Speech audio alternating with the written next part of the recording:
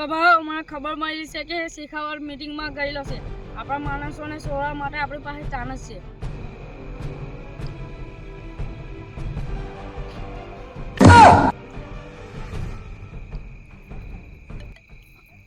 નમસ્તે પુષ્પાભાઈ. એ શેખાવતને શું લાગ્યું? આપણીને આગળ બચ્ચું છે. હજુ એને મારા વિશે ખબર નથી. એક નાનકડી આગ આખા સમુદ્રને ના જલાવી શકે, અને શેખાવત માત્ર ખાલી એક ચમગાડી છે નાનકડી. આખું સમુદ્ર.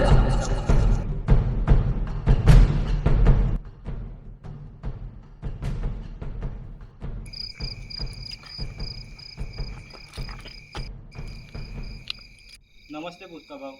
હા. જા સાહેબ માટે બકરીનું દૂધની બે ચાઈ લઈ આવ.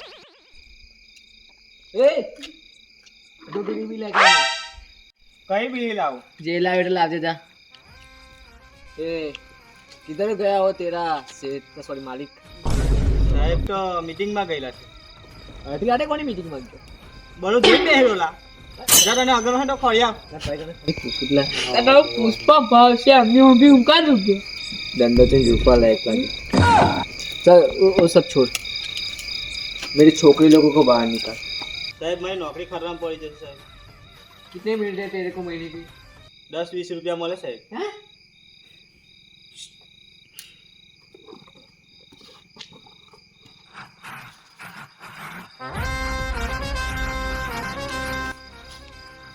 ₹100 ને બંડલ લોકો બહાર કર. તારી માની ચૂ મારું તારી.